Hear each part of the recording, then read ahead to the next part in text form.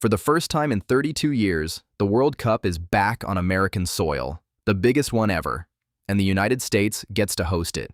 And here's the thing most Americans don't realize. Their country doesn't just attend World Cups. It has a hidden history at this tournament that is genuinely stranger than fiction. A team of part-timers, a teacher, a mailman, a man who drove a hearse for a living, walking onto a pitch and humiliating the most powerful football nation on earth. The hero of that game, years later, vanishing without a trace under a dictatorship. A single shot that dragged an entire country back from 40 years in the wilderness. And a quarterfinal that, to this day, a lot of people will tell you was simply stolen. These are the most unbelievable things the United States has ever done at a World Cup, and almost nobody talks about them. Let's start with the one that breaks people's brains. Quick question. What's the best the United States has ever finished at a World Cup?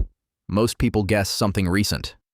The truth is, it happened at the very first one, almost 100 years ago, and the team has been more or less forgotten ever since.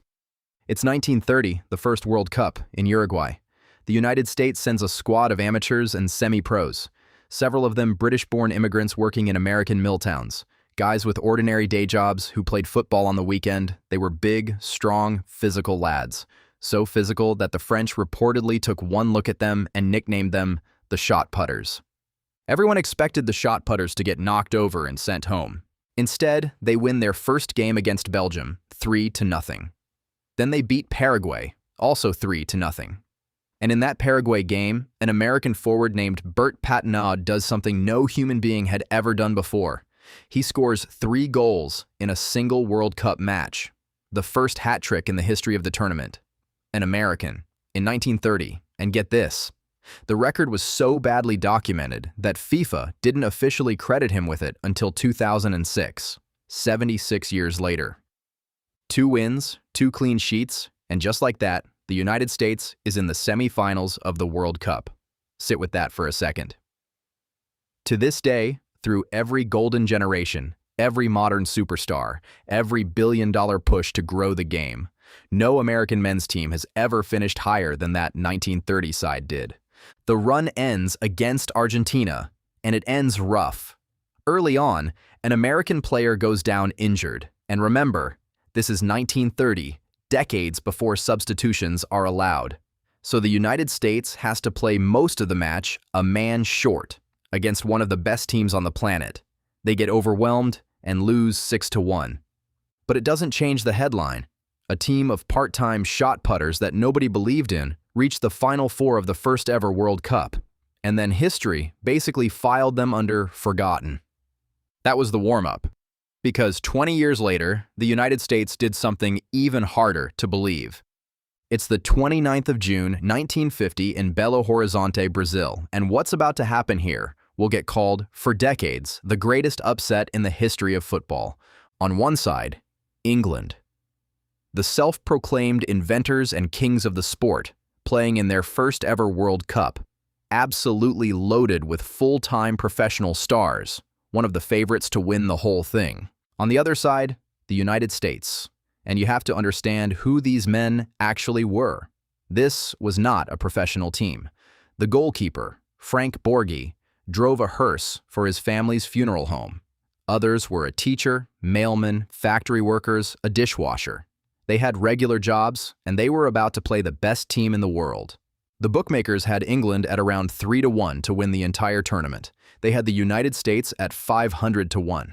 Some English reporters genuinely treated the game as a glorified training session. Then, in the 37th minute, it happens. An American named Walter Barr, a schoolteacher, hits a shot from 25 yards out. And a Haitian-born forward named Joe Gaetjens throws himself at it, gets the faintest touch with his head, and redirects it past the England keeper and into the net. 1-0. The part-timers are beating England. And then they just... hold on. England lay siege to the American goal. They hammer shots in, they rattle the woodwork, and every time, the hearse driver in goal somehow claws it away. The school teacher and the dishwasher throw themselves in front of everything. The final whistle goes. United States 1, England 0. one of the proudest football nations on earth, has been beaten by a team of amateurs who'd been thrown together weeks earlier. The crowd is so stunned and delighted that Brazilian fans pour onto the pitch and carry Joe Gaetjens off on their shoulders. Now here's the part you've probably heard, and it's a great story, except it isn't quite true. The legend goes that the result was so unbelievable that newspaper editors back in England assumed the score was a typo and corrected it to 10-1 for England. It's repeated everywhere. But historians who actually dug through the old papers found that, no, they reported the right score. The famous typo never really happened. It's a myth. But here's the twist that is absolutely true and somehow stranger and darker than the legend. The man who scored that goal, the most famous goal in American soccer history, later went home to Haiti and opened a dry cleaning business. And then the dictatorship of Papa Doc Duvalier turned on his family. In 1964, two of Duvalier's secret police walked into Gaetjens' shop, arrested him, and took him away to one of the regime's most notorious prisons. He was never seen again. No trial, no body, no answers. The hero of the greatest upset in football history simply vanished off the face of the earth. And back home in America, the miracle barely made a ripple. Soccer wasn't the country's game. The players went straight back to their normal lives, back to the funeral home, back to the classroom. And the United States would not appear at another World Cup for 40 years. 40 years. An entire country basically dropped off the football map. And then it all turned on a single kick.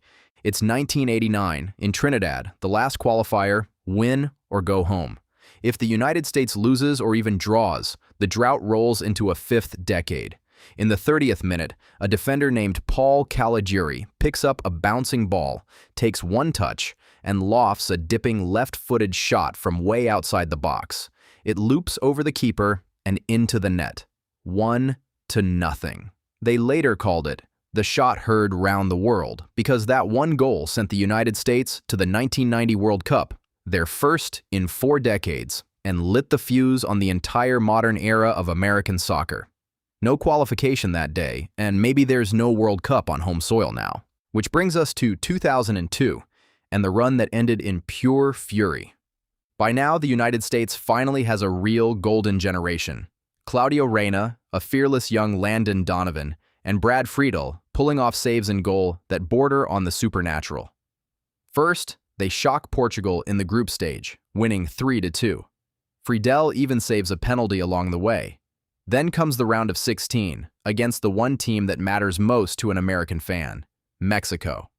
The United States wins 2-0, McBride and Donovan, and knocks their oldest rivals out of the World Cup. For US fans, that result alone is a holiday. That sends them to the quarterfinals against Germany. And this is where it gets painful.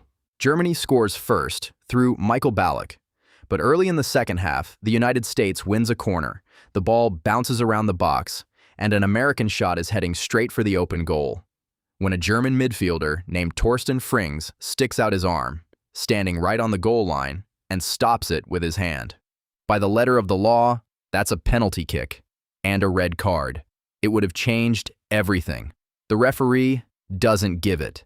This is years before video review existed, so there's no second look, no reversal.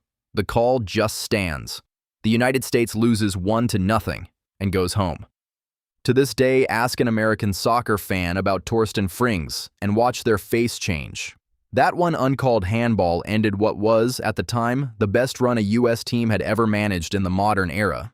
A World Cup quarterfinal, one game from the semis, and arguably robbed of a penalty that could have flipped it.